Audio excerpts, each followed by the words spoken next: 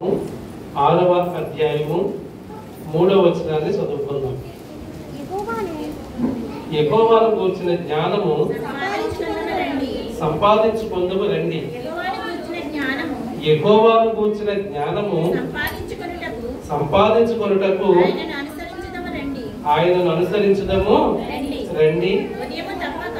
ఉదయము తప్పక వచ్చు రీతిని ఆయన ఉదయించును, వర్షము వలె ఆయన మన యొద్దకు వచ్చును.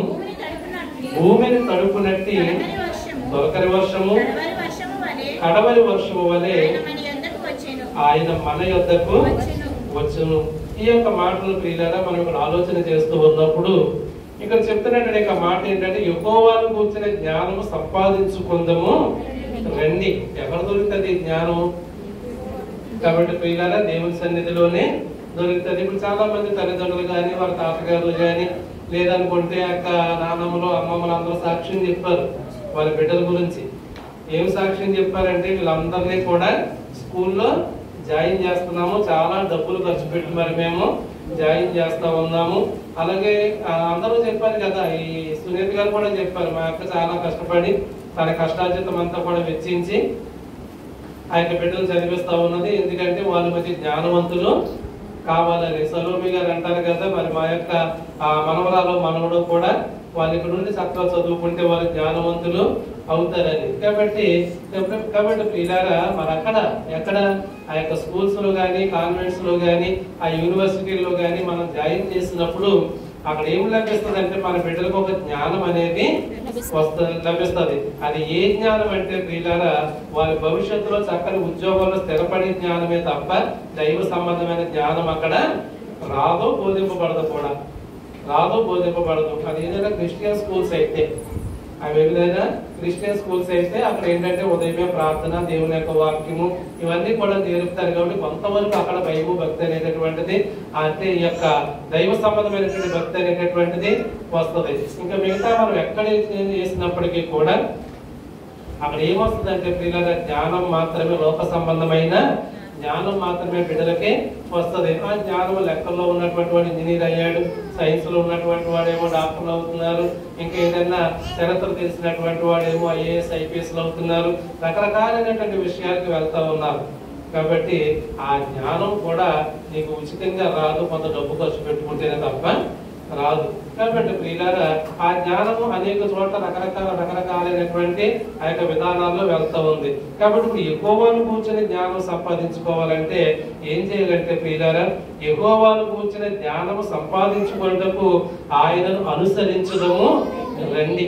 కాబట్టి ప్రియులారా, దేవుణ్ణి అనుసరిస్తేనే దైవ సంబంధమైన జ్ఞానం మన బిడ్డలకి వస్తుంది ప్రియులారా. కాబట్టి ఈ యొక్క విషయం ఎందుకు చెప్తా ఉన్నానంటే, ఎవరైతే దైవ సంబంధమైన జ్ఞానంలో పెరిగినటువంటి వాడు ఉన్నాడో వాడు ఎంతో ఉన్నతమైనటువంటి స్థితికి వెళ్ళినప్పుడు ప్రియులారా, ఆ యొక్క తల్లిదండ్రులు గౌరవించేటటువంటి వాడిగా, ఆ సరైనటువంటి విధానాల్లో నడిచేటటువంటి వాడిగా వారి జీవన విధానం అనేటటువంటిది నడుస్తుంది. లోక సంబంధమైన జ్ఞానం వేరు, దైవ సంబంధమైన జ్ఞానము వేరు ప్రియులారా. కాబట్టి చదువు సంస్కారము అనేటటువంటి మాట మనం విన్నాం. కాబట్టి ప్రియులు ఒకప్పుడు చదువుకుంటే ఏమొచ్చిందంటే సంస్కారం కూడా నేర్చుకునేవాడు. ఇప్పుడు చదువుకున్న వాళ్ళలో సంస్కారం అనేది బొత్తిగా లేదు. ఉందండి? లేదు ప్రియులారా, సంస్కారం అనేటటువంటిది లేదండి. ఎందుకంటే లోకంలో చూస్తున్నటువంటి భయంకరమైనటువంటి పరిస్థితులన్నింటినీ కూడా మనం చూస్తూ ఉన్నప్పుడు గొప్ప గొప్ప దుర్మార్గాలు చేసే వాళ్ళందరూ కూడా చాలా ఉన్నతమైన ఉద్యోగాలు ఉన్న వాళ్ళే. వీళ్ళు ఉన్నతమైన ఉద్యోగాలు ఉన్నారంటే చాలా లోక సంబంధమైన జ్ఞానం చాలా వారికి ఉంది, ఉండబట్టే అంత మంచి మంచి ఉద్యోగాల్లోకి వెళ్ళారు. కానీ వాళ్ళ జీవితాల్లో ఏమి నేర్చుకోలేదంటే సంస్కారం అనేది నేర్చుకోలేదు, మంచి మర్యాద అనేటటువంటిది నేర్చుకోలేదు ప్రియులారా. కాబట్టి అవి ఎక్కడ దొరుకుతాయంటే దేవుని దగ్గర మాత్రమే దొరుకుతాయి. కాబట్టి ఆయనను మనం ఏం చేయాలంటే అనుసరించేటటువంటి వారముగా ఉండవలసినటువంటి వారమై ఉన్నాం. కొలస్సీలకు రాసిన పత్రిక 2వ అధ్యాయము, కొలస్సీలకు రాసినటువంటి పత్రిక 2వ అధ్యాయము 3వ వచనాన్ని మనం చూసినప్పుడు, బుద్ధి జ్ఞానముల సర్వ సంపదలు ఆయన అన్నే గుప్తములై ఉన్నది. కాబట్టి బుద్ధి జ్ఞానము సర్వ సంపద అన్ని కూడా దేవుని దగ్గరే ఉన్నాయి. కాబట్టి మన బిడ్డలు బుద్ధిగా పెరగాలన్నా, జ్ఞానంలో పెరగాలన్నా వాళ్ళు ఎక్కడ దగ్గరగా పెంచాలంటే ప్రియులారా ముందుగా దేవునికి దగ్గరగా వారిని మనం పెంచేటటువంటి వారముగా ఉండాలి. కాబట్టి ప్రియులారా కానీ ఈ దినాల్లో కొంచెం అలా జరగట్లేదు.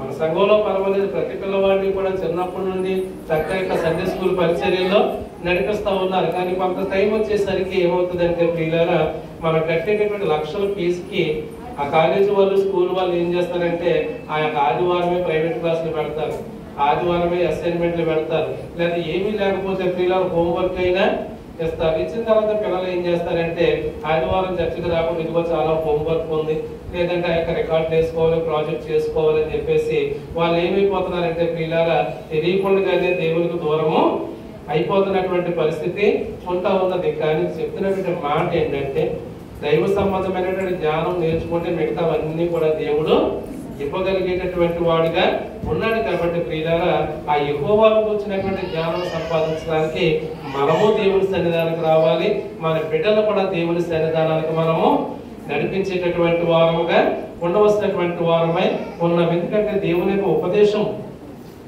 ఎటువంటిదో చూద్దాం. ద్వితీయోపదేశ కాండము 32వ అధ్యాయము 2వ వచనాన్ని మనం చూస్తే, నా ఉపదేశము వానవలే కురియును, నా వాక్యము మంచువలెను, లేత గడ్డి మీద పడు చినుకుల వలెను, పచ్చిక మీద కురియు వర్షము వలెను. ఎంత మంచి వర్ణనో చూడండి ఇక్కడ దేవుని యొక్క ఉపదేశం. ఆ ఉపదేశం ఎంత చక్కగా ఉంటుందో ఒక కవి ఎలా వర్ణిస్తాడో ప్రియులారా అంత చక్కటి వర్ణన ఇక్కడ ఇస్తున్నాడు. నా ఉపదేశము వాన వలె కురియను. వర్షం అనేటటువంటిది ప్రియులారా చాలా ఆహ్లాదకరంగా ఉంటుంది. అది ఇప్పుడంటే పర్వాలేదు, ఇప్పుడు ఏంటంటే వాతావరణం మారిపోయి ఎప్పుడు పడినప్పుడు వర్షాలు వచ్చేసి ఎప్పుడు కురుస్తున్నాయో కూడా తెలియనటువంటి పరిస్థితులు. కానీ పూర్వపు దినాల్లో కూడా చూసినప్పుడు ప్రియులారా ఇప్పుడు ఉన్నటువంటి పెద్దవాళ్ళందరూ కూడా ఆ చిన్నపిల్లలుగా ఉన్నప్పుడు ఆ కొంచెం చినుకులు పడతా ఉంటే పిల్లలందరికీ కూడా చాలా సంతోషము వచ్చేది. సంతోషం వచ్చేసి ఆ వర్షంలో తడవద్దన్నా కూడా వెళ్ళిపోయి చేతులు ఇలా రెక్కలు చాపేసి కాకిలా తిరగల తిరుగుతా వానా వల్ల పంట తిరుగుతూ ఉండిపోయి. ఎందుకంటే అదో సంతోషం. ఆ తొలకలు ఎప్పుడైతే వచ్చిందో రైతు ప్రియులారా చాలా సంతోషించేవాడు ఆకాశం వైపు చూసి. కాబట్టి ఇప్పుడు ఆకాశం వైపు చూస్తే రైతు గదగద వదిలిపోతున్నాడు. ఎందుకంటే ఎప్పుడు వర్షం అవుతుందో తెలియట్లేదు, ఎప్పుడు తుఫాను వస్తుందో, ఎప్పుడు ఎండలు కాస్తున్నాయో తెలియనటువంటి పరిస్థితులు ఉన్నాయి. ఇవన్నీ ఎందుకు మారిపోతే గతంలో ప్రసంగం చెప్పారు కదా, ఈ యొక్క మనుషులు చేసేటటువంటి పాపమును బట్టి ఋతువులు వాటి క్రమాన్ని మార్చేసుకుంటున్నాయని.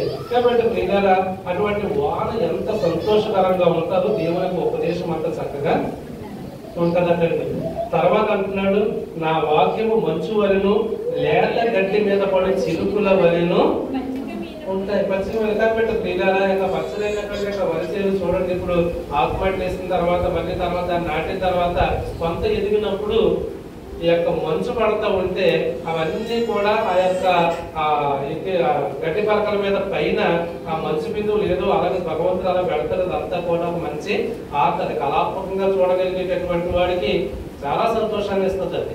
కాబట్టి ప్రియులకు ఆహ్లాదకరంగా కనబడుతూ ఉంటది. ప్రతి వాన బిందువు కూడా, ప్రతి మంచు బిందువు కూడా, ప్రతి ఆ యొక్క గడ్డి మీద పైన చక్కగా గమనించినట్లుగా ఉంటది. ఆ దృశ్యాన్ని చూడడానికే చాలా మనసుకు ఆహ్లాదకరంగా ఉంటుందండి, మనసుకు ఆహ్లాదకరంగా ఉంటది అన్నమాట. కాబట్టి ప్రియులారా అంటే ఈ కళాత్మకంగా లేని వాళ్ళకి ఏం చెప్పలేము. గాడిదకి ఏం తెలుసు గంధపు చెక్క వాసన అంటారు, గాడిదకి ఏం తెలుసు గంధపు చెక్క వాసన, దాన్ని మొయ్యటమే తెలుసు. దాని భుజం మీద సరివి కర్ర వేసినా మోసుకెళ్తుంది, కమ్మలు వేసినా మోసుకెళ్తుంది, డొలకలు వేసినా మోసుకెళ్తుంది, గంధపు చెక్కలు వేసుకెళ్ళినా మోసుకెళ్తుంది. దాన్ని మొయ్యటమే దాని పని తప్ప దాంట్లో ఉన్న విధానాలు చూడటం దానికి తెలియదు. మనకి ఏంటంటే ప్రాంతాల్లో పెరిగి పెరిగి పెరిగి పెరిగి వాటిని మనం చూడలేం. కానీ ప్రియులారా ఎప్పుడూ పెరగనటువంటి వాడు. అందుకే మన కోనసీమ అన్నా మన యొక్క ప్రాంతాలు ఉభయ గోదావరి జిల్లాలంటే ప్రతి వారికి కూడా సినిమా వాళ్ళు కూడా ఆకర్షించడానికి కలిగిన కారణం ఏంటంటే అంత చక్కనైనటువంటి పచ్చిక మైదానాలుగా మన ప్రాంతాలు ఉంటాయి అనేటటువంటి ఆ యొక్క విషయం ప్రియులారా. ఒకప్పుడు అందరూ కూడా పాపంలో బతికాం, మనందరం చక్కగా బిల్డింగ్లు కట్టుకుంటా ఉన్నాం. ఈ టూరిస్ట్ ప్లేస్ అంటాం కానీ చూస్తారా మీరు ఎప్పుడైనా టూరిస్ట్ ప్లేస్ అక్కడికి వెళ్తే బిల్డింగ్లు ఉంటాం, వాడికి గడ్డతో పాకలు వేస్తాడు. ఆ పాకలో భోజనం చేయడానికి 50,000 రూపాయలు వచ్చి పడతారు ఫ్యామిలీ వెళ్ళి. అక్కడ ఇక్కడ పాకలో బతకలేము, అక్కడికి వెళ్ళి పాకంలోనే భోంచేస్తాం. ఎందుకంటే మళ్ళీ తిరిగి పరిస్థితి మళ్ళీ అక్కడికే వెళ్తా ఉన్నది అనమాట, అక్కడికే వెళ్తా ఉన్నది. కాబట్టి ప్రియులారా మన ఇష్టానుసారంగా బొమ్మడేలు పూలు తినేసాం, అటు మనకు లెక్కఉండదు మార్కెట్లో ఉంటే. ఈ బొమ్మడేలు పులుసు అన్నాడంటే అక్కడ పెద్ద క్యూ కడతారు అక్కడ. ఎందుకంటే ప్రియులారా పరిస్థితులు అలా ఉంటాయి. ఎందుకంటే ఇక్కడ ఉన్నటువంటి ఈ యొక్క వర్ణన మనం చూసినప్పుడు దేవుని యొక్క ఉపదేశము చూడడానికే కంటికి ఇంపుగా ఉన్నటువంటి ఆ యొక్క మంచు బిందువులు ఎంత ఆహ్లాదకర హృదయానికి ఇస్తాయో దేవుని ఉపదేశం కూడా అలాగా ఇస్తుంది. చూసే హృదయాన్ని బట్టి ఉంటుంది ప్రియులారా, మనలో ఉన్నటువంటి ఆలోచనను బట్టి ఉంటది. కాబట్టి ఇక్కడ అంటున్నటువంటి యొక్క మాట ఏంటంటే యెహోవా నామమును ప్రకటించదు, మన దేవుని మహాత్మ్యమును కొనియాడుడి అనేటటువంటి ఆ యొక్క మాట ప్రియులారా అక్కడ చెప్తా ఉన్నాడు. కాబట్టి ఇక్కడ చూడండి, ఇర్మియా గ్రంథము 24వ అధ్యాయం, ఇర్మియా గ్రంథము 24వ అధ్యాయము 7వ వచనం చూద్దాం. వారు పూర్ణ హృదయముతో నా యొద్దకు తిరిగి రాగా వారు నా జనులగునట్లును నేను వారి దేవుడులగునట్లును నేను యెహోవానని నన్ను ఎరుగు హృదయమును వారికి ఇచ్చేదను. దేవునికి స్తోత్రం, హల్లెలూయా. అసలు నువ్వు దేవుని దగ్గరికి వెళ్తే దేవుడు ఏంటో తెలుస్తుంది. నువ్వు దేవుని దగ్గరికి వెళ్తే దేవుని యొక్క మహత్యం ఏంటో తెలుస్తుంది. నువ్వు దేవుని దగ్గరికి వెళ్తే ప్రియులారా ఆయన ఉన్నటువంటి గొప్పతనం ఏంటో నీకు తెలుస్తుంది. అలానే ఆయన ఉపదేశాన్ని నువ్వు వినాలి. వెళ్తాం మాత్రమే కాదండి, వెళ్ళిన తర్వాత ఏం చేయాలంటే ప్రియులారా వినాలి. ఉపదేశాన్ని మనము వినేవారంగా ఉండాలి. ఈ వినటము అంటే ఒక మాట గుర్తుకొచ్చింది కదా, ఇప్పుడు నాకు యాక్సిడెంట్ అయినప్పుడు ఆ డ్రైవర్ గారు ఉన్నారు కదా గణపతి గారు, ఆ గణపతి గారు మన రాత్రి మన ఇంటికి వచ్చారు ఇక్కడికి. ఆయన కోనవరంలో ఉన్నారు, నేనేమో అదే రోజు లక్కవరం పెళ్లికి వెళ్ళాలి. ఆ రోజు ఉదయమే ఇక్కడ మ్యారేజ్ అనుకుంటా, ఇక్కడ మ్యారేజ్ మరి రాత్రి మరి నేను అక్కడ మ్యారేజ్కి వెళ్ళాను.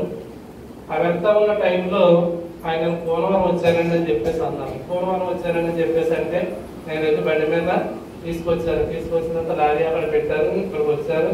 ఆయన సాక్ష్యం అంతా ఆయన చెప్తున్నారండి, ఆయన సాక్ష్యం అంతా ఆయన చెప్తున్నారు. మమ్మల్ని చాలా సంతోషించారు ఆయన. కాబట్టి ప్రియులారా ఎందుకంటే నేనైనా మర్చిపోతాను కదా, ఆయన ఎప్పుడు నన్ను మర్చిపోకుండా ప్రార్థన చేస్తాను. ఆయన కూడా ఒక ఉన్నతమైనటువంటి కమ్యూనిటీ నుంచి దేవుళ్ళలోకి వచ్చినటువంటి వ్యక్తి ఆయన. కాబట్టి ఆయనకేమో ఇద్దరు పిల్లలు, ఇద్దరు మగ పిల్లలు. ఆ పెద్ద కొడుకేమో డాడీ ఒక రిలయన్స్ లో పనిచేస్తున్నాడట, ఆ చిన్న అబ్బాయికి ఏమో సచివాలయంలో పాలకొల్లులో పనిచేస్తున్నాడటండి. కాబట్టి ఈయన దేవుళ్ళలోకి వచ్చిన తర్వాత వీళ్ళు కాపు పొలం నుంచి దేవుళ్ళలోకి వచ్చారు, ఎక్కడికైనా సాక్ష్యం చెప్పుకుంటాడట ఆయన. కాబట్టి దేవుళ్ళలోకి వచ్చిన తర్వాత ఇద్దరు మగ పిల్లలు కదా, ఇద్దరు మగ పిల్లల్ని కూడా చిన్నప్పటి నుంచి మళ్ళీ వీళ్ళు దేవుళ్ళలోనే పెంచారటండి. వాళ్ళ అమ్మగారు అంటే వాళ్ళ నాన్నమ్మగారు, ఎవరి పిల్లల నాన్నమ్మగారు కూడా ఏదైనా ఉన్నదనుకోండి, ఏదైనా విగ్రహాత్మకమైనది కానీ అటువంటి ఏమైనా ఉంటే మీ పిల్లలు పెట్టకరా బాబు అని ఇదిగే చెప్పేదాకా. అలాగే పెంచినటువంటి వ్యక్తి ఇద్దరు కొడుకులకి కూడా క్రైస్తవ పెళ్లిళ్ళే చేసేటట్టండి.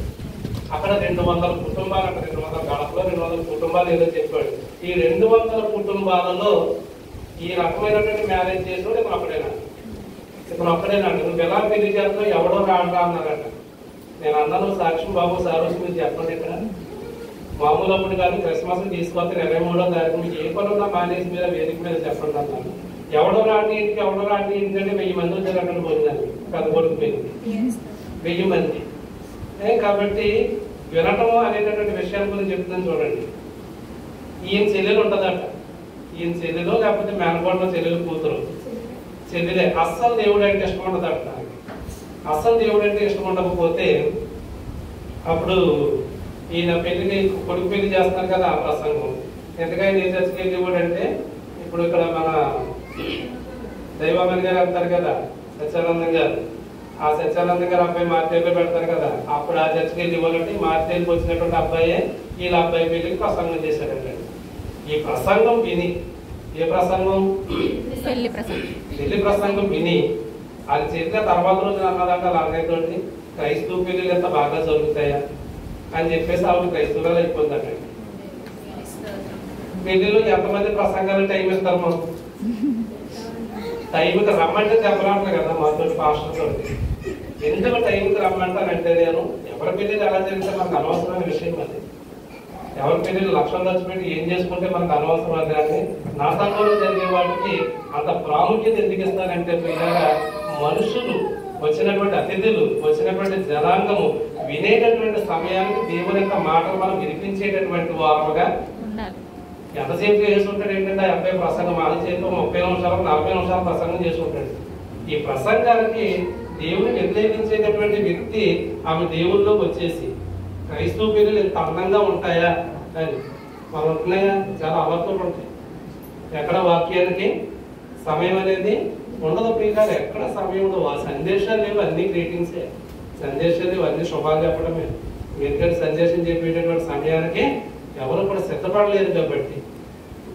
ఎందుకు చెప్తున్నానంటే ప్రియులారా, ఇక్కడ ఉన్నటువంటి ఈ యొక్క విషయాన్ని గురించి మనం మాట్లాడుతూ ఉన్నప్పుడు, ఈ రోజు ఉన్నటువంటి యొక్క వాక్యాన్ని మనం వింటా ఉన్నప్పుడు ప్రియులారా, ఇక్కడ యెహోవా చెప్పేటటువంటి ఉపదేశాన్ని వినాలి. వినటం వల్ల ఏం కలుగుతుంది అండి? విశ్వాసం కలుగుతుంది. వినటం వల్ల విశ్వాసం కలుగుతుంది. స్థిరంగా నిలబడితే సంబంధాలు ఎందుకు రావు? ఎందుకు రావు ప్రియులారా? రావలకు దేవుళ్ళకి రాలేనటువంటి వాళ్ళు చాలా మంది ఉన్నారు. సంబంధాలు రావటమే కాదు, చక్కనైనటువంటి విధానాలు చేశారు, చక్కని ఉద్యోగాలు చేసుకుంటా ఉన్నారు. అయినా కానీ నేను ఇక్కడ డ్రైవింగ్ అనేది చేసుకోవడం అన్నిటికంటే నేను చాలా సంతోషిస్తున్నాను. నేను ఎప్పుడైనా మర్చిపోతున్నాను కానీ ఆయన ప్రతి 15 రోజులకి ఫోన్ చేసి మీరు ఎలా ఉన్నారని అడుగుతారు. నేను పూర్ణవారం వచ్చానండి, పూర్ణవారం ఉన్నానండి, ఇల్లు ఎక్కడండి అంటే అక్కడ బండి ఆపి తీసుకొచ్చారు. నిన్నేమో చిట్టువాసులు గారు చిన్నకోడలు అక్కడ అడుగుతున్నారనమాట, మీరు పడిపోయినప్పుడు మీకు దెబ్బ తగిలిందంట కదండి, కాబట్టి ఇలాగంట కదా, మీకేమో చెప్పారండి అంటే ఆ ఎదరు లారీ పెట్టించారు కదా, లారీ డ్రైవర్ చెప్పాడండి. నేనేమో ఈయన తిప్పేసి అక్కడ నేను మీటింగ్ వెళ్ళిపోయాను. అబ్బాయి అక్కవారు అప్పటికే లేట్ అయింది. నేను సర్దుపడిపోయినప్పుడు వచ్చాడు ఈయన, కానీ మాట్లాడాము. అక్కడికి వెళ్ళిన తర్వాత ఆయన మళ్ళీ అక్కడ సాక్ష్యం చెప్తున్నారు. ఎక్కడికి వెళ్ళినా కూడా నేను దేవుణ్ణి నమ్ముకున్నాను, నేను పలానా క్యాస్ట్ నుంచి దేవుళ్ళలోకి వచ్చాను, ఈ సాక్ష్యం మొదలు పెడతాడు ఆయన. కాబట్టి ప్రియులారా, ఎక్కడికి వెళ్ళినా కూడా మనము మన సాక్ష్యం ద్వారా దేవుని నామాన్ని మనం ఏం చేసి మహిమపరిచేవారిగా ఉండాలి. అయితే మరి ఈ మధ్య కాలంలో పనిచేస్తున్నప్పుడు ఏదో మొత్తానికి ఆయనకి ఒక గాయం అయితే అయింది. గాయం కొరకు ప్రార్థన చేయమని కూడా వారు చెప్పారు. వారి పేరు గణపతి. కాబట్టి మనం వారి కొరకు ప్రార్థన చేయండి. దేవుని చిత్తమైతే ఏదో ఒక మంచి సమయంలో అటువంటి గొప్ప సాక్ష్యాన్ని మన సంఘంలో కూడా వినిపిద్దాం. ఎందుకు మాట్లాడి చెప్పారంటే లైవ్ లో చాలా మంది సాక్ష్యాన్ని వింటారని, ఈ సాక్ష్యాన్ని వింటారని ప్రియులారా. కాబట్టి నీ ఇంట్లో నువ్వు కుటుంబారాధన పెట్టుకున్నా, లేదనుకుంటే కృతజ్ఞతా కూడికి పెట్టుకున్నా, నువ్వు పుట్టినరోజు చేసినా, పెళ్లి రోజులు చేసినా, లేదనుకుంటే శుభకార్యం చేసినా, ఆఖరికి మరణ సంబంధమైన కార్యక్రమాలు చేసినా, దేవుని యొక్క వాక్యము కనీసం అంటే అక్కడ ఒక అరగంట 40 నిమిషాలు దేవుని వాక్యం వినిపించబడాలండి. వినిపిస్తే ప్రియులారా, మనకు అవసరం లేదు, మనం ఎప్పటి నుంచో వింటున్నాం. ఎప్పుడో విన్నటువంటి వాడు వింటే తప్పనిసరిగా మారుతాడు, ఎవడో ఒకడు మారుతాడు. కాబట్టి ప్రియులారా, మార్పు చెందేటటువంటి విధానానికి ఇది పెద్ద మూల కారణం ఉంది. కాబట్టి ఇర్మియా గ్రంథం 24:7 అంటాడు, వారు పూర్ణ హృదయంతో నా యొద్దకు తిరిగి రాగా, వారు నా జనులన్నట్టును నేను వారి దేవుడు అన్నట్టును, నేను యెహోవాని నన్ను ఎరిగే హృదయాన్ని నేను వారికి ఇస్తాడు. కాబట్టి ప్రియులారా, అన్యుల్నే మనం పిలుచుకోవాలండి. నీ కుటుంబారాధనకి మందిరానికి రానటువంటి వాడు ఎలాగున్నారు, మందిరానికి వారు ఎలాగున్నారు. నీ ఇంట్లో ఏదైనా కూడికి పెడితే చుట్టుపక్కల వాళ్ళందరినీ పిలవాలి. అలా పిలిచే ముందు సలోమి గారు మొదటి స్థానంలో ఉంటారు. వాళ్ళ ఇంటి దగ్గర ఏ మీటింగ్ పెట్టినా ఆ చుట్టుపక్కల వాళ్ళందరినీ పిలిచేస్తుంది ఆవిడ. అందరినీ పిలిచి ఎంత వ్యతిరేకతో మళ్ళీ అక్కడ అయినప్పటికీ కూడా పిలుస్తారు. పిలిస్తే ఎందుకంటే వాళ్ళు ఏదో రకంగా దేవుని యొక్క మాట వింటారు. ఇవాళ కాకపోతే మన బతుకు ముగించిపోయిన తర్వాత అయినా మారుతారు. కాబట్టి ప్రియుల దేవుని యొక్క వాక్యాన్ని వినిపించాలి. ఇదే సువార్త అంటే. కాబట్టి ప్రియుల చూద్దామండి, అపోస్తల కార్యములు 17వ అధ్యాయము, అపోస్తల కార్యములు 17వ అధ్యాయము 11వ వచనం. మీరు దశలోనికలో ఉన్న వారి కంటే గనులై ఉండేది కనుక ఆసక్తితో వాక్యమును అంగీకరించి పౌలును శీలయు చెప్పిన సంగతులు ఆధారమున్నవో లేవో ప్రతిదినము లేఖనములు పరిశోధించుచు వచ్చిరి. దేవునికి స్తోత్రం. హల్లెలూయా. అంటే ప్రియులారా, మనలో దైవ జ్ఞానం పెరగాలంటే ఏం చేయాలంటే ప్రియులారా, మరి చాలా మంది ప్రసంగాలు అనేటటువంటి రకరకాలు ఉంటాయి. ప్రసంగాలు అనేవి చాలా రకరకాలు ఉంటాయి. అందులో ప్రసంగ శాస్త్రంలో మేము వింటాం ఇవన్నీ కూడా. కాబట్టి ప్రియులారా, ఒక్కొక్కసారి కొన్ని ఏదో ఉపమానాలు తీసుకుని ప్రసంగం చెప్పేవారు ఉంటారు. ఏదో ఒక్క వాక్యం మాత్రం తీసుకుని ఆ యొక్క వాక్య వివరణతో మొత్తము ప్రసంగాన్ని చెప్పేటటువంటి వారు ఉంటారు. లౌకిక పరంగా లోక సంబంధ విషయాలు కూడా జోడించి చక్కని ప్రసంగాలు చెప్పేవారు ఉంటారు. నేనైతే ఏంటంటే ఎక్కువ రెఫరెన్స్లు చూపిస్తారు, ఎక్కువ రెఫరెన్స్ చూపిస్తూ ఉంటారు. కాబట్టి ఎక్కువ వాక్యాలు కనీసం అంటే నా ప్రసంగంలో 10-12 వాక్యాలు ఉంటాయి. ఎందుకంటే ప్రియులారా చెప్పేది ఏది మన మాట కాదు, దేవుని యొక్క మాట మనము చెప్పాలని చిన్న కృతజ్ఞత కూడికి మీరు పెట్టుకున్నా కూడా 4-5 వాక్యాలు ఉంటాయి. అయితే నేను చెప్పేసి వెళ్ళిపోయిన తర్వాత, మీరు విని వెళ్ళిపోయిన తర్వాత ఇక్కడ ఉన్నటువంటి ఈ యొక్క తెస్సలోనికలో ఉన్న వారి కంటే బలులైనటువంటి వారు ఏం చేస్తారంటే ఈ చెప్పిన సంగతులన్నీ ఎలా ఉన్నాయో లేదో అని లేఖనములు అనగా బైబిల్ గ్రంథాన్ని పరిశోధించి తెలుసుకున్నారట ప్రియులారా. ఇక్కడ ఒకవేళ కొంతమంది రాసుకుంటారు, కొంతమంది రాసుకోకపోవచ్చు, కొంతమంది ఎందుకో ఈ యొక్క మీడియా పెడుతున్నారు కానీ ఎవరు వింటున్నారు అంటే బయటలో చాలా మంది వింటున్నారు. అలా విన్నప్పుడు అసలు ఈ వాక్యం కరెక్టేనా కాదా అని మళ్ళీ మనం పరిశోధిస్తే అప్పుడు ఏం పెరుగుతుంది అంటే దైవ సంబంధమైన జ్ఞానము పెరుగుతుంది. మీ పిల్లల్ని ఇప్పుడు 1,00,000 ఖర్చు పెట్టో లేకపోతే ఏదో ఖర్చు చేసి మొత్తానికి ఆ యొక్క స్కూల్స్ లో జాయిన్ చేస్తూ ఉన్నారు.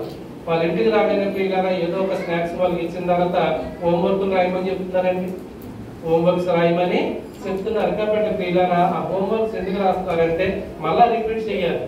మళ్ళా రిపీట్ చేసి అలా చేసినప్పుడు ఏమవుతుంది అంటే ఆ సబ్జెక్ట్ మీద వాళ్ళకి ఒక జ్ఞానం అనేది వస్తుంది. పిల్లలకి హోంవర్క్ అనేది ఒక ఆయన కనిపెట్టండి, ఆయన పేరు మనం చూసాను మర్చిపోయిన రాసుకుంటే సరిపోయింది.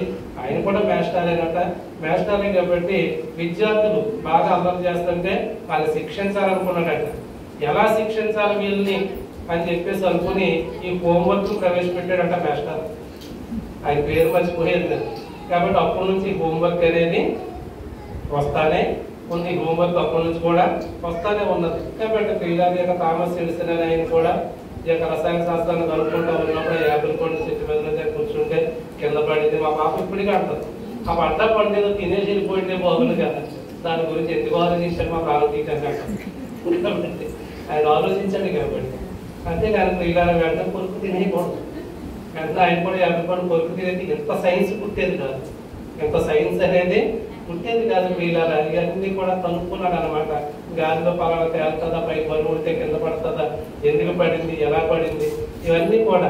ఎందుకంటే పరిశోధన చేస్తేనే జ్ఞానం అనేది వస్తుంది. పిల్లల ఇన్ని రకాల వంటలు ఎలా పుట్టుకొచ్చాయి, ఇన్ని రకాల వంటలు ఎలా పుట్టుకొచ్చాయి? పరిశోధన స్త్రీల కంటే పురుషులే ఎక్కువ పరిశోధన చేశారు వంటల మీద. వాళ్ళు చేసిన ఏం తెలుసుకున్నాను. ఏ స్టార్ హోటల్లో నేను ఒక అమ్మాయి వంట చేయడం చూశాను. కాబట్టి పిల్లలు టీ టైంలో ఎక్కడైనా ఆటలో టీ ఎక్కడ చూస్తున్నారా ఎక్కడో కొంచెం మంది ఉన్నారు. కాబట్టి పిల్లలు ఎందుకంటే వాళ్ళు ఏం చేస్తారు, కొన్ని పరిశోధన చేస్తారండి. పరిశోధన చేసి ఇది తినొచ్చా తినకూడదా, ఇందులో ఇది మిక్స్ చేస్తే ఏమవుతుంది, ఒకవేళ ఇది ప్రమాదమా లేకపోతే కాదా అనేటప్పుడు ఇంకా టేస్ట్ అనేది ఎలా వస్తుంది. మన పూర్వీకులకి తెలుసా, నాటుకోడి కోసారా అయిపోయిందంటే వేళ కూర. ఇప్పుడు కోడికి ఎన్ని పేరు, అందులో 16 ఇంకా రకరకాలు అన్ని కూడా ఎన్నో రకాలైనటువంటి వెరైటీలు. కాబట్టి ప్రతిదీ కూడా అంతేనండి, నీకు పరిశోధించాలి. విని విడిచిపెట్టేయటం వల్ల ఉపయోగం ఏమీ కూడా లేదు. అది వాక్యమైన అంతే. కాబట్టి వీళ్ళు ఏం చేస్తారంటే అలాగెళ్ళి అక్కడ చెప్పినటువంటి పౌలు శీలలు ఏమైతే చెప్పారో అవన్నీ కూడా అంగీకరించారు. అవన్నీ అలా ఉన్నాయో లేదో పరిశోధన చేసుకుంటా వచ్చారు. కాబట్టి వాక్యాన్ని ప్రతిదినము కూడా ప్రియులారా వాక్యాన్ని చదవడం వేరు, దాన్ని ధ్యానించడం అనేటటువంటిది వేరు. అందులో మర్మం గురించి మనం కొంత ఆ రెఫరెన్స్ గురించి ఇప్పుడు చదువుకున్న పిల్లలు చాలా ఈజీ. ఏ వాక్యమైనా మీకు యూట్యూబ్ లో పడతా ఉంటే మీకు అర్థం కాని బోల్డ్ అంత ఎక్స్ప్లెనేషన్ అనేటటువంటిది ఇచ్చేటటువంటి సేవకులు ఉన్నారు. ఈ యొక్క టెక్నాలజీ డెవలప్ అయినప్పటి నుంచి కూడా పూర్వం అలా ఏంటంటే పెద్ద రెఫరెన్స్ బైబిల్ ఉండేది, ఈ కింద కొన్ని వాక్యాలు ఉంటే అవి మాత్రమే చూసేవాళ్ళు అనమాట.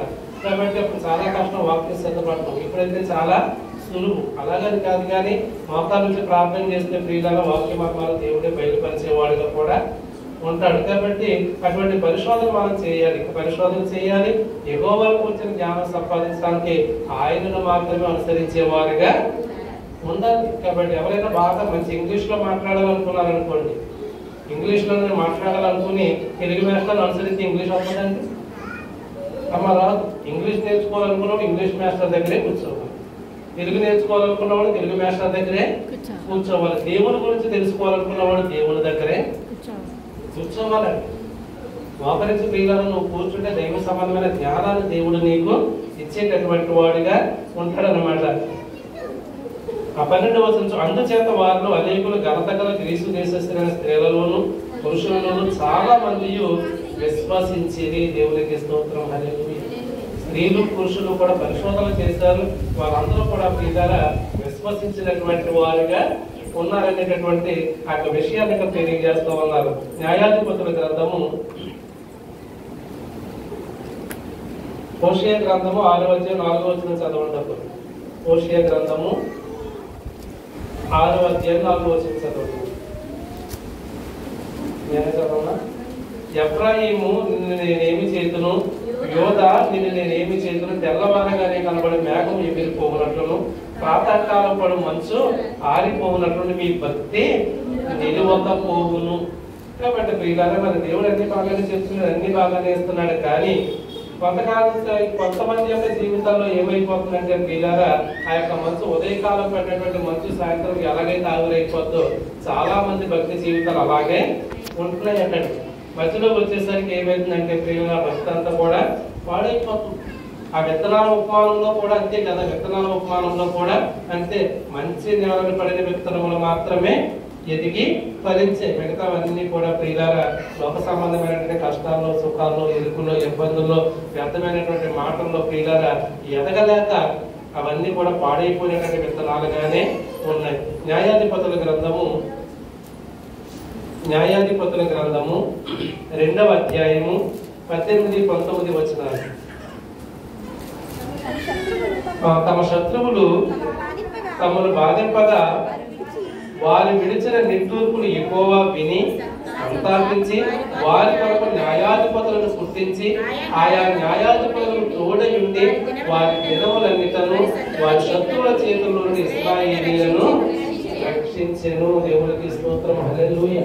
కాబట్టి ప్రియులారా, అటువంటి బాధలో ఉన్నప్పుడు దేవుడు న్యాయాధిపతులను ఏర్పాటు చేసి వాళ్ళు ఏం చేస్తారంటే ప్రియులారా వాళ్ళ శత్రువుల చేతుల నుంచి దేవుడు రక్షించాడు. 19వ వచనం చూడండి.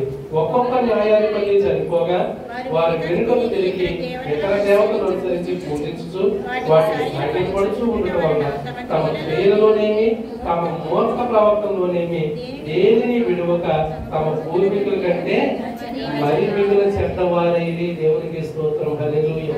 కాబట్టి ఈ చెడ్డ ప్రవర్తనలో ఉన్నారని, న్యాయాధిపతులుగా పాడైపోతా ఉన్నారని దేవుడేమో న్యాయాధిపతులు పుట్టించాడు. వాళ్ళ యొక్క చెట్టు చేతల మీద బతకండి అని చెప్పాడు. అన్ని బాగానే ఉన్నాయి. కానీ మళ్ళీ వాళ్ళు గట్టించుకునేదాన్ని వీళ్ళు ఏం చేశారంటే మళ్ళీ భయంకరమైనటువంటి ఆ యొక్క నాశనం వైపు, పాపం వైపు వీళ్ళు వెళ్ళిపోయి ఆ ముందున్నటువంటి పూర్వీకుల కంటే కూడా ఎక్కువ చెడ్డవారు అయిపోయారు. ఎందుకంటే పిల్లలు మూర్ఖ ప్రవర్తన, మూర్ఖుడి యొక్క ప్రవర్తన ఎంత చెప్పినా కూడా వాడు వినడనమాట. వాడు మూర్ఖత్వం వాడితే తప్ప ఎవరు చెప్పిన మాట కూడా మరి వాడు వినడు. ఇది కాదని ఆయన ఇలా చేయకూడదు అన్నా కూడా ఆ మాట వాడు వినడు అనమాట. అటువంటి మూర్ఖుల్లో ఒకడు ఉన్నాడు. అతను ఏం చేశాడంటే పొద్దున్నే బయలుదేరి ఇక్కడ నుంచి ఎక్కడికి సపోజ్ ఏదో పోతుమాటలు బయలుదేరాడు అనుకోండి. ఎవరో మధ్యలో అడిగారని కాల్ చేసి ఎందుకు వెళ్తున్నావు పోతుమాటలు అని. పొద్దున్నే పోతుమాటలు ఎందుకు వెళ్తున్నావు అంటే అన్నాడంట, అర్థాలు ఆవిడ చెప్తుందంట, నువ్వు ఎందుకు అలాగే వస్తున్నావు, నువ్వు ఇక్కడ వస్తుంటే పోతుమాటలు వినపడుతుంది అన్నదాన్ని. అక్కడ వినపడుతుందో లేదో చూడటానికి వెళ్తున్నాడంటే, అక్కడ వినపడుతుందో లేదో చూడటానికి ఇక్కడ వేసి ఇక్కడ ఆగిపోయి సైకిల్ మీద వినపడుతుందా. ఇప్పుడు అలా కాదురా బాబు అని చెప్పినా కూడా వాడికి వినపడు. ఎందుకంటే మొక్క స్వభావము కలిగినటువంటి వాడికి, మొక్క స్వభావం కలిగినటువంటి వాడికి ఇది కాదని చెప్పినా కూడా వాడు వినడు. కాబట్టి ఇటువంటి మూర్ఖ ప్రవర్తనలో దేన్ని విడిచిపెట్టలేదండి. అసలు మూర్ఖ ప్రవర్తనలో దేన్ని విడిచిపెట్టకపోతే దేవుని దగ్గరికి ఎలా వస్తారు? లోక సంబంధమైన విషయాలు కొన్నైనా విడిచిపెట్టాలి కదా. లోక సంబంధమైన విషయాలు కొన్నైనా విడిచిపెట్టారు. కానీ వీళ్ళు దేన్ని విడిచిపెట్టకుండా పిల్లలు మళ్ళా తిరిగి ఏమైపోయారంటే భ్రష్టత్వంలోనికి వెళ్ళిపోయారు. అందుకే యెషయా గ్రంథం 5వ అధ్యాయం 3-4 వచనాలు అంటాడు, మీరు మంచి ద్రాక్షలు కాస్తారనుకుంటే మీరు పాలు ద్రాక్షలు ఎలా ఫలించారని. కాబట్టి ప్రియులారా, మంచి ఫలములు పలికే మనము విత్తనాలు నాటుతాం, మంచి ఫలములు పలికే చెట్లు పెంచుతాం. అవి పనికి మారినటువంటి కాయలు కాసినాయి అనుకోండి, దానివల్ల ఉపయోగం ఏమి కూడా లేదు. కాబట్టి అయితే మనుషుల యొక్క భక్తి ఎలా ఉన్నదో చూద్దాం. కీర్తన గ్రంథము 78వ కీర్తన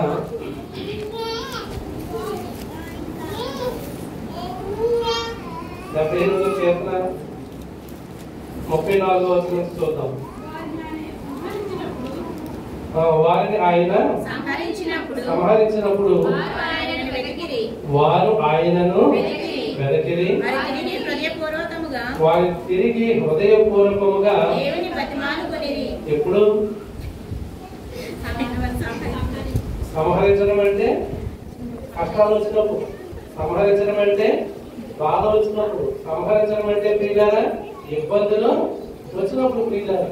కాబట్టి గర్భదేశంలో ఉన్నటువంటి కుటుంబాలు అన్నింటినీ కూడా మనం చూస్తూ ఉంటారు. అందులో ఇంచుమించు 35 మంది 40-38 మంది అంతమందిలో గ్రూప్ లో ఉంటారు.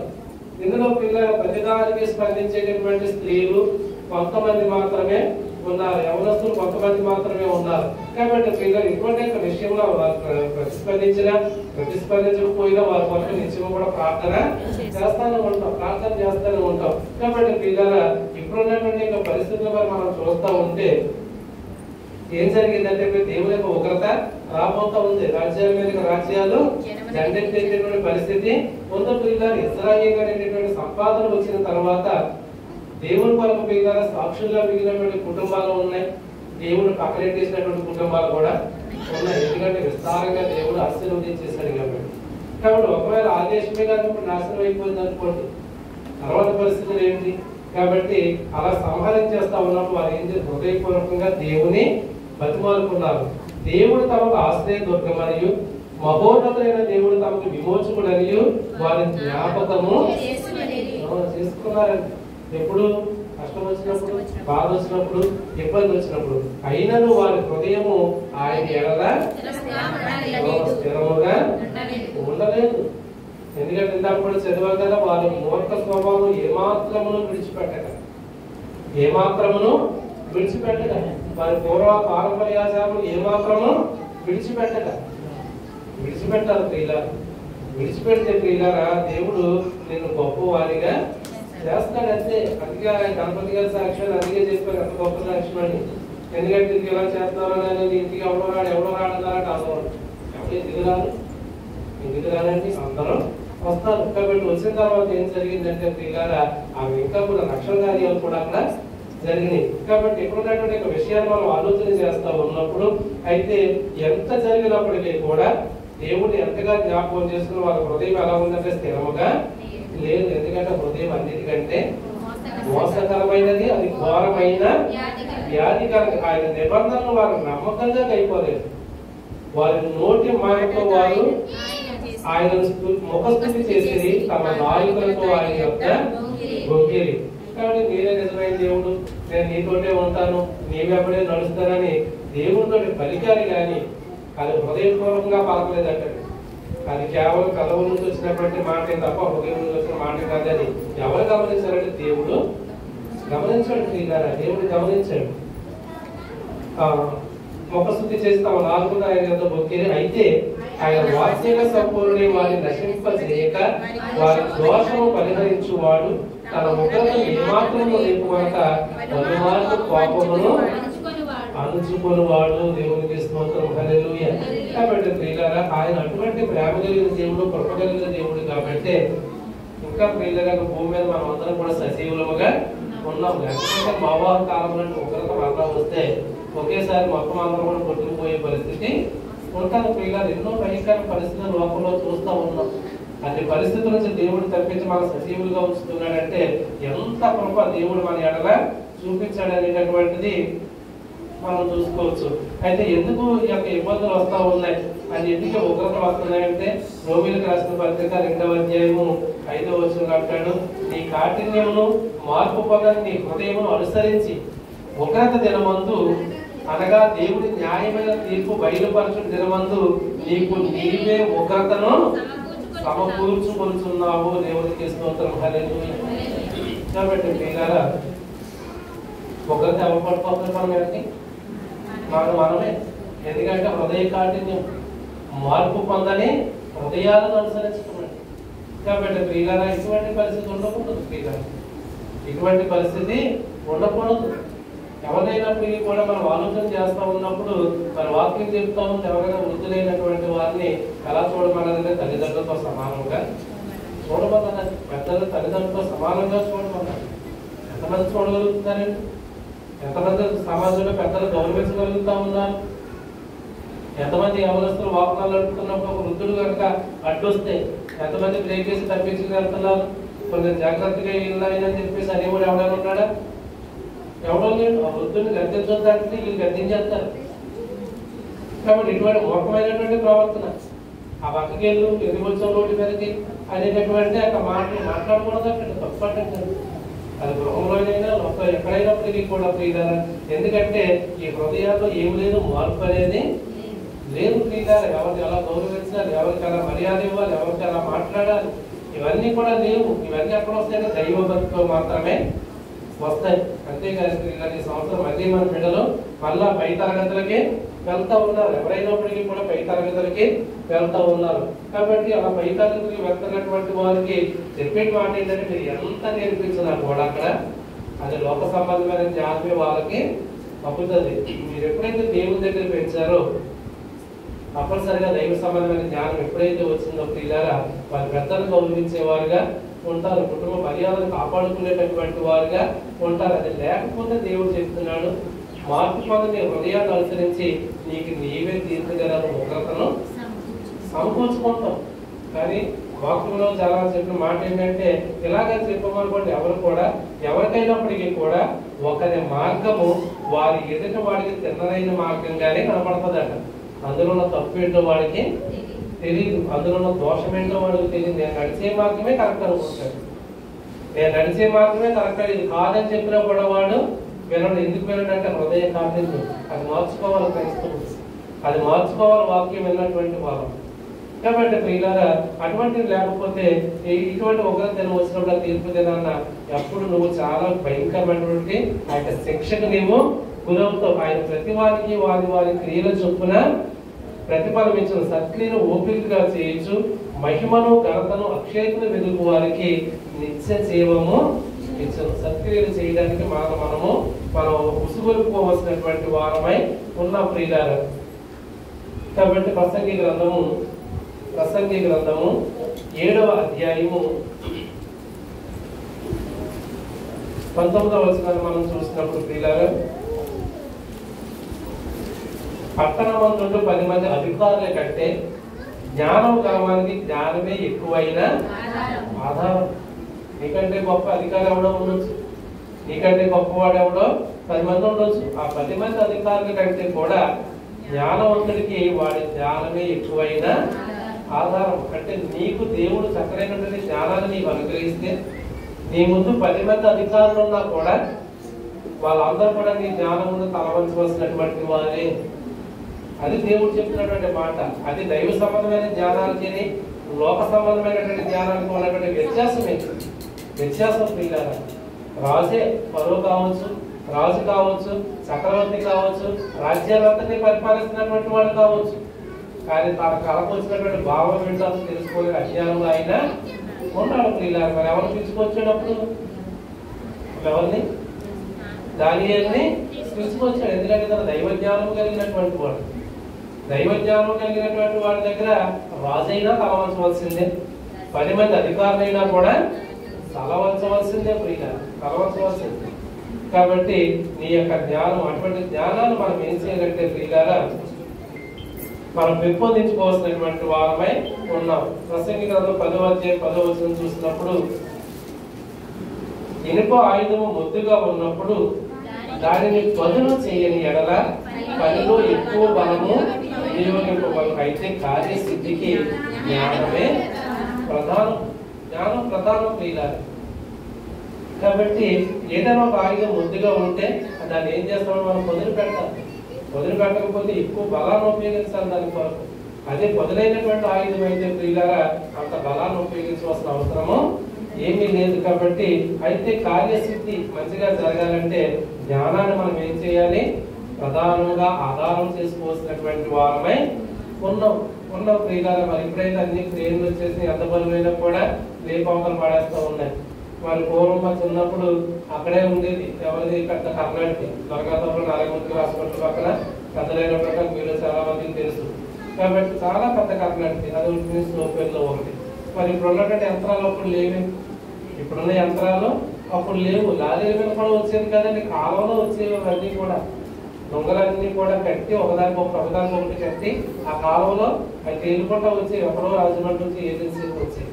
వచ్చిన తర్వాత అంత బరువైనటువంటి వాటిని కూడా చాలా సులువుగా పక్కన వేసి పైకి లాగే 2 గంటల జారబెట్టి దాన్ని వేస్ట్ చేసుకున్న పైకి లాగి పిల్లల చిన్న చిన్న కర్ర కానీ ఏదైనా కులపాలు పెట్టుకుని వాళ్ళని తోసుకుంటా వచ్చేవారు. అప్పుడు వాళ్ళకి అంత జ్ఞానాన్ని దేవుడు ఇచ్చాడు. జ్ఞానాన్ని ఉపయోగిస్తే ఎంత బరువైనా కూడా సులువుగా మరి మనము దాన్ని లేపేటటువంటి పరిస్థితి ఉంటుంది ప్రియులారా. అదే జ్ఞానానికి ఉన్నటువంటి గొప్పతనం. కాబట్టి ఆ జ్ఞానమే సంపాదించుకోవాలి మనిషి. ఒక కుటుంబాన్ని పట్టుకోవాలంటే ఏం చేయాలండి? దైవ సంబంధమైన జ్ఞానం ఉంటే కుటుంబాన్ని సమాధానపరంగా పట్టుకుంటారు. లోక సంబంధమైన జ్ఞానం వైపు వెళ్తే ప్రియులారా అల్లకల్లోలం అయిపోతుంది. లోక సంబంధమైన జ్ఞానం వైపు వెళ్తే ఏమైపోద్ది? అల్లకల్లోలం అయిపోతుంది. దైవ సంబంధమైన జ్ఞానం సమాధానం ఇచ్చేటటువంటిదిగా ఉన్నది. కాబట్టి ఆ యొక్క ఆయుధాన్ని పొందుకు పెట్టమని అలాగైతే చెప్పాడో నీ మనసుని, నీ మైండ్ని, ఆలోచనలు కూడా నువ్వు పదులు పెట్టాలి. ఎప్పటికప్పుడు పదులైనటువంటి జ్ఞానాన్ని నువ్వు సంపాదించుకునేటటువంటి వాడుగా ఉండాలి. అది చదువుల్లోనైనా లేదనుకుంటే యొక్క సేవలోనైనా ఏ విషయంలోనైనప్పటికీ కూడా అటువంటి జ్ఞానం దేవుడిస్తే ప్రియులారా అప్పుడు మనం ఏం చేయగలం అంటే ప్రతి కార్యాన్ని కూడా మరి మనము సిద్ధింపజేసుకోగలం. యాకోబు రాసినటువంటి పత్రిక 3వ అధ్యాయము 13వ వచనం నుంచి మనం చూసినప్పుడు మీలో జ్ఞాన వివేకములు గలవాడు ఎవడు? వాడు జ్ఞానంతో కూడిన సాత్వికము గలవాడై తన యోగ్య ప్రవర్తన వలన తన క్రియలను కనుపరచవలెను. దేవునికి స్తోత్రం, హల్లెలూయా. కాబట్టి జ్ఞాన వివేకములు కలిగిన జ్ఞానవంతుని గొప్పవాడిని, తెలివైనోడిని, నేను సాత్వికం కలిగినటువంటి వాడిని, నేను సమాధాన పడగలిగేటటువంటి వాడిని, నేను ప్రేమ కలిగినటువంటి వాడిని, ప్రేమించేటటువంటి మనస్తత్వం కలిగిన వాడిని అని చెప్పుకోవడం గొప్పతనం కాదంటండి. మన యొక్క యోగ్యమైన ప్రవర్తన వల్ల మన క్రియలను మనం ఏం చేయాలి? కనుపరచాలి. నిన్ను వారిని పొరుగు వారిని ప్రేమించమని చెప్పినటువంటి దేవుడు ఏం చేశాడంటే పాత నిబంధన కాలంలో కావచ్చు, లేదనుకుంటే ప్రభు అయినటువంటి యేసుక్రీస్తు వారి కాలంలో కావచ్చు, నిన్ను వారిని పొరుగు వారిని ప్రేమించమన్నటువంటి క్రీస్తు ఆ యొక్క ప్రాణాన్ని అర్పించే వరకు కూడా ఏం చేశాడంటే అదే మాటకి కట్టుబడినటువంటి వాడిగా ఉన్నాడు. ప్రియులారా మీరేం చేస్తారో మీరు తెలియదు కానీ క్షమించమన్నాడే తప్ప వాళ్ళు శిక్షించమని తండ్రి దగ్గర ప్రార్థన చేయలేదు ఆయన. కాబట్టి అందుకే నీ యొక్క సాత్వికం ఏంటో, నీ వినయ విధేయత ఏంటో నువ్వేం చేయాలంటే నీ క్రియల వల్ల కనపరచాలి, నీ మాట వల్ల నువ్వు కనపరచాలి తప్ప ప్రియులారా మన హృదయంలో దేవుడి దగ్గర పొందుతారన్నారు కదా ఇందాక కేపుతారు ఏదో పెదవులతోటి నాలుగుతోటి మాట్లాడేటటువంటి మాటలు కాదు. నీ హృదయపూర్వకంగా నువ్వు కనపరచాలి. అయితే మీ హృదయములలో సహింపనలు కానీ మత్సరములు వివాదములు ఉంచుకునే వారైతే అతిశయపడవద్దు, సత్యములకు విరోధముగా అబద్ధమాడవద్దు. కాబట్టి వివాదం ఉంచుకుంటే మీరు ఆ యొక్క గొప్పతనం గురించి మీరు అతిశయపడద్దు. ఈ జ్ఞానము పైనుండి దిగి వచ్చినది అంటే అది దేవుడి దగ్గర వచ్చినటువంటి జ్ఞానము కాదు. అది భూ సంబంధమైనది, ప్రకృతి సంబంధమైనది, దయ్యముల జ్ఞానం వంటిదినై. కాబట్టి దయ్యముల జ్ఞానం ఏం చేస్తుందంటే మీరు గలిబిలి సృష్టించేదిగా నెమ్మదినటువంటి పరిస్థితులు తెచ్చేటటువంటిది ఉంటుంది. కాబట్టి దాన్ని విడిచిపెట్టాలి. విడిచిపెట్టి ఏలగా మత్సరములు వివాదములు ఎక్కడ ఉంటుందో అక్కడ అల్లరియు ప్రతి నీచ కార్యమును ఉండును. అయితే పైనుండి వచ్చే జ్ఞానం మొట్టమొదట పవిత్రమైనది. అది దేవుడి నుంచి వచ్చేటటువంటి జ్ఞానం. అది సంపాదించుకోవడానికి అంటున్నాడు హోషేయగ్రంథం 6వ అధ్యాయం 3వ వచనంలో యెహోవాను కూర్చొని జ్ఞానం సంపాదించుకుందాము రండి. హోషేయ ప్రవక్త మాట్లాడిన మాట ఈరోజు మూలవాక్యం. కాబట్టి ప్రియులారా అది ఎక్కడ దొరుకుతుందంటే దేవుని సన్నిధిలోనే దొరుకుతుంది. కాబట్టి ప్రియులారా మొట్టమొదటి పవిత్రమైనది, తరువాత సమాధానకరమైనది. ఏంటది? పైనుండి వచ్చి దేవుడి నుంచి వచ్చేటటువంటి జ్ఞానము. ఇంకోటి ఏమంటే మృదువైనది, సులభముగా లోబడినది, కనికరముతోనూ మంచి ఫలములతోనూ నిండుకొనిది, పక్షపాతములను వేషధారణను లేనిదియునై ఉన్నది. కాబట్టి ప్రియులారా నీతి ఫలము సమాధానం చేయడానికి సమాధానం అందు వెతబడదు. అయితే 17వ వచనాన్ని మనం చూస్తున్నప్పుడు ఆ పై నుండి వచ్చేటటువంటి జ్ఞానాన్ని మనము సంపాదించుకుంటే నీ జీవితంలో సమాధానం ఉంటుంది, నీ మాటలో మృదువైనటువంటి విధానం ఉంటుంది, నువ్వు సులభంగా ఇతరులకు లోబడేటటువంటి వారుగా ఉంటావు, కనికరంతో మంచి ఫలములతో మన కుటుంబాలు నిండినటువంటివిగా ఉంటాయి. ఇవన్నీ కావాలంటే ప్రియులారా పై నుండి వచ్చేటటువంటి జ్ఞానమును సంపాదించుకోవాలి. మళ్ళీ మూలవాక్యంలోకి వెళ్దాం. ఎక్కడ? హోషేయ గ్రంథము 6వ అధ్యాయము 3వ వచనం చదవండి. 3 చదువుతారా? యెహోవాను కూర్చొని జ్ఞానం సంపాదించుకోవడం రండి. యెహోవాను కూర్చొని జ్ఞానం సంపాదించుకున్నటకు ఆయనను. కాబట్టి నువ్వు దేవుని అనుసరిస్తే ఈ లక్షణాలన్నీ నీలో వచ్చేయాలి. ఎందుకంటే దేవుని యొక్క జ్ఞానం సంపాదించుకొని దేవుని అనుసరిస్తే ఈ లక్షణాలన్నీ మన జీవితంలోకి వచ్చేయాలి ప్రియులారా. అవన్నీ మన జీవితంలోకి వస్తేనే అప్పుడే మనం నిజమైనటువంటి దేవుని యొక్క ఆశీర్వాదాలను మరి మనము పొందుకునేటటువంటి వారముగా ఉంటాం.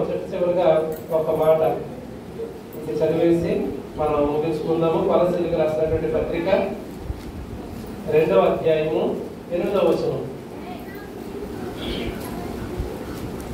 ఆయనను అనుసరింపగా అనగా దేవుని అనుసరింపగా మనుషుల పారంపర్యాచారం అనగా ఈ లోక సంబంధమైన మూలపాఠములను అనుసరించి మోసకరమైన నిరంతర తత్వజ్ఞానము చేత మిమ్ముడు చెరపట్టుకొని పోవాడు ఎవడైనా ఉండునేమోనని జాగ్రత్తగా ఉండండి. దేవునికి స్తోత్రం. హల్లెలూయా.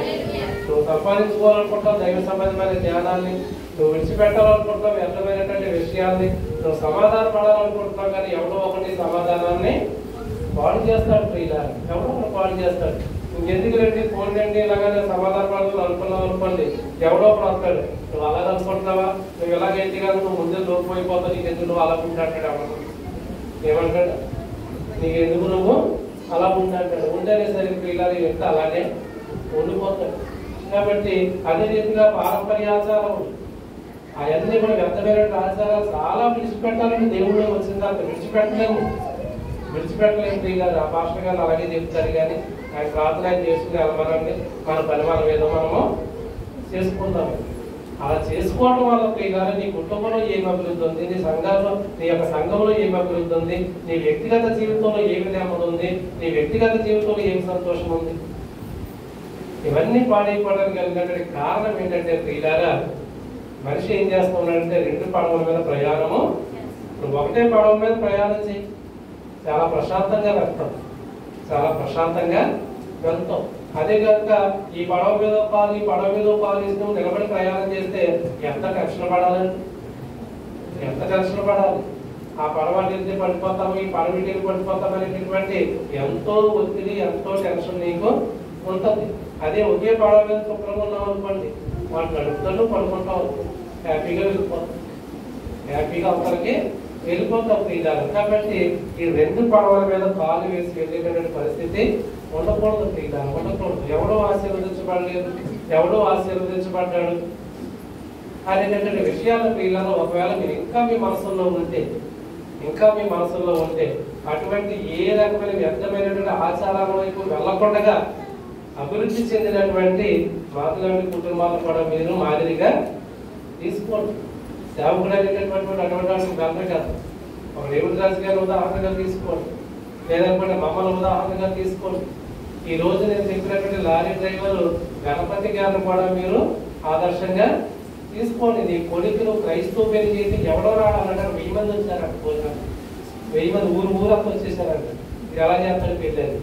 కాబట్టి ప్రియులారా చూస్తే చాలా సంతోషం అన్నమాట, చాలా సంతోషం. కాబట్టి ప్రియులారా ఇటువంటి విషయాలన్నీ మనం ఆలోచన చేస్తూ ఉన్నప్పుడు అటువంటి వారు ఎవరైనా వచ్చి మీ హృదయాల్ని నువ్వు నిలబడాలనుకుంటావు కరెక్టే, నువ్వేదో ఇల్లు కట్టుకుంటున్నావు, లేకపోతే ఇంట్లో పెళ్లి చేసుకుంటా ఉన్నావు, నువ్వు అన్ని దేవుడి ప్రకారమే చేయాలనుకుంటావు, అన్ని బాగానే ఉంటాయి. మనకున్నటువంటి ఆర్థిక పరిస్థితిని బట్టి మన బంధువులు మేనమామో మేనస్తో లేదా బామ్మతో అన్నయ్య తోడలులో ఎవడో ఒకడో 1,00,000 రూపాయలు సహాయం చేస్తాడు. ఆ 1,00,000 రూపాయలు మనకి ఎవరైనా ఊరిని చేస్తున్నాడా మళ్ళీ ఇచ్చేయడానికి? కానీ ఆ 1,00,000 రూపాయలు ఇచ్చినందుకు ఈ కార్యక్రమం అయ్యేంత వరకు కూడా అతని మాట మీదే జరుగుతుంది, అతని మాట మీదే జరుగుతుంది. ఎందుకంటే ఇందుకే 1,00,000 రూపాయలు సాయం చేశాడు కదా, ఈ మాట కాదంటే ఏమనుకుంటాడు, ఈ మనిషి మాట కాదంటే ఏమనుకుంటాడని చెప్పేసి ప్రియులారా మొత్తం దేవుడిని పక్కన పెట్టేసి ఆ 4 రోజులు వాడిని దేవుడిని చేస్తారు, ఆ 4 రోజులు వాడిని దేవుడిని చేస్తారు. దేవుడిని చేసిన తర్వాత ఒక 6 నెలలకు 1,00,000 రూపాయలు ఇవ్వలేదు, ఒక సంవత్సరంగా ₹1,00,000 ఇవ్వలేదు. రెండో సంవత్సరం వచ్చేసరికి ఆ దేవుడే దెయ్యమై కూర్చుంటాడు ఈ బొమ్మలు. ఆ దేవుడు ఏం చేస్తాడు, ఇంటికి వచ్చి దెయ్యమై కూర్చుంటాడు. అప్పుడు ఎలాగనుకుంటే అసలు తీసుకోకపోదు మీ డబ్బులు, అప్పుడు ఎలాగనుకుంటే మేము అసలు అడగకపోదు. అదేంటంటే విషయాలు ప్రియులారా చాలా వస్తాయి, చాలా వస్తాయి ప్రియులారా. దానం వేరు, దేవుని యొక్క కార్యం అనేది వేరు. మనం ఎప్పుడు కూడా దేవునిలో చాలా స్థిరంగా, అందుకే పౌలు నీకున్న దాంట్లో సంతృప్తి చెందు, సంతృప్తి చెందు అంతే. కాబట్టి అందరూ పిండి కొట్టుకుంటే పోతేమో నెత్తి కొట్టుకుంటారు. ఎందుకంటే అందరూ ఏదో చేస్తున్నారని, అందరూ ఏదో చేస్తారని చెప్పేసి అది నెత్తి కొట్టుకున్నది అంటారు. లోకంలో సామెతలన్నీ కూడా అలాగే చెప్పాయండి. పొలిని చూసాను అక్క, నువ్వు వాటర్ పెట్టుకున్నంత మాత్రం పులికొన్న గాంభీర్యం వస్తుందండి, కాదు కదా. ఎందుకంటే ప్రియులారా ఉన్న దాంట్లో మనం ఏం చేయాలి, తృప్తి కలిగి ఈ జీవితం ఎప్పుడు ముగించబడుతుందో మనకి తెలియదు, ఎప్పుడు ముగించబడుతుందో తెలియదు. అంత వేదాంతంలో భాషలో ముందు ఎందుకు గుర్తుకొచ్చిందో తెలియదు. కానీ నేను గబగబా బయటకు పెట్టుకుని వచ్చేస్తుంటే ఆవిడ ఏసీలో కూర్చున్నట్టు కొడతాము మళ్ళా నేను ఇంకా అంటే అనుకుంటా. నేను అనుకున్న పైకి వచ్చేసాను, 10 గంటల 10 నిమిషాలకి పైకి వచ్చేయాను. ఎందుకంటే మన జరిగిన ఇన్సిడెంట్స్ కూడా చూసి, మా పాప మొన్న కార్లో వెళ్తున్నప్పుడు రాజమండ్రి దగ్గరలో వెళ్తున్నాం, అప్పుడు కూడా యూట్యూబ్ లో చూసి దాని ఫీలింగ్సే మారిపోయింది. చూడండి డాడీ పాప వాళ్ళందరూ కూడా పెద్దలు ఎంత కష్టపడితే వాళ్ళకి ర్యాంక్ వచ్చింది, ఎంత కష్టపడి చదువుకున్నారు వాళ్ళు, ఎంత కష్టపడితే నాకు నీటిలో సీట్ వస్తుంది కదా. అలా భోజనం చేస్తుంటే విమానం వచ్చి పడిపోయింది, జీవితాలు ముగించబడిపోతే ఎవడని అనుకున్నాడు. ఎంత దారుణం ఏంటండి. ఆ పైన ఏమో విమానం అలా గోడ మీద ఆగిపోయి అది కాలిపోతుంది, ఒక్కొక్కరు కాలిపోయి కింద కాలిపోతున్నారు ఆయన మనుషులు. చూసారా వీడియో? ఎంత హృదయ విధానమైనటువంటి వీడియో కదా. కాబట్టి ప్రియులారా మరి వీళ్ళందరూ మోటాలు లేనటువంటి వాళ్ళ, వీళ్ళందరూ ప్రార్థన లేనటువంటి వాళ్ళ, వీళ్ళందరూ భక్తి లేనటువంటి వాళ్ళ, లేదనుకుంటే అందులో ప్రయాణం చేసినటువంటి వాడు, ప్రార్థన చేసుకునేవాడు ఉంటాడు, రకరకాల విషయాలు ఉంటారు. కానీ ఎప్పుడు మన జీవితం ముగించబడిపోతుందో మనకి తెలియదండి. ఆ తల్లిదండ్రులు ఎంత బోధిస్తున్నారండి. ఎవరొస్తున్నారు భవిష్యత్తులో డాక్టర్స్ అవ్వాల్సినటువంటి వాళ్ళు, అది చనిపోతే తల్లిదండ్రులకు ఉండేటటువంటి వేదన అంతా ఇంకా అలా మన చూస్తారు, మనకే బాధని. అలాగే మన జీవితం ఎప్పుడు ముగించబడిపోతుందో మనకు తెలుసా? మరి తెలియనప్పుడు ఆచారాలన్నీ ఎందుకు, తెలియనప్పుడు ఇవన్నీ కూడా ఎందుకు? ఒకవేళ ఇప్పుడే పదనెప్పపాటు ఇప్పుడే మన జీవితాన్ని ముగించబడిపోతే దేవుని దగ్గరికి వెళ్తామా మనం? ఈ జ్ఞానమే ఎవరికి లేదు, ఈ జ్ఞానమే ఎవరికి లేకుండా అయిపోతుంది. ప్రియులారా చూస్తూ ఉండండి, ఈ భయంకరమైన యుద్ధాలు జరిగి ఒకవేళ ఇండియన్స్ అంతా అరబ్ దేశం నుంచి, ఇజ్రాయెల్ దేశం నుంచి ఇండియాను పంపించేస్తే అప్పుడు దేవుడు భయం ఏంటో మళ్ళా తెలుస్తారు. ప్రియులారా అన్నమో రామశాఖ పదులెట్టాలి దిక్కులేనటువంటి పరిస్థితుల్లో తిరిగేటటువంటి పరిస్థితులు ఉంటాయి మళ్ళా. ఎందుకంటే వెలవీగిపోయినటువంటి పరిస్థితులు ఇవన్నీ కూడా, ధనమును చూసి వెలవీగిపోయినటువంటి పరిస్థితులు, ధనమును చూసి దేవుడు దూరం అయిపోయినటువంటి పరిస్థితులు, దేవుడు తీసేసేటటువంటి రోజు ఒకటే వస్తుంది. కాబట్టి ప్రియులారా లోక సంబంధమైన జ్ఞానం కంటే దైవ సంబంధమైన జ్ఞానం చాలా అవసరం, చాలా అవసరం ప్రియులారా. కాబట్టి అటువంటి జ్ఞానంతో మనం ఎదుగుదాము. ఈ కొద్ది మాటలు దేవుడు దీవించి ఆశీర్వదించును గాక. ఆమేన్.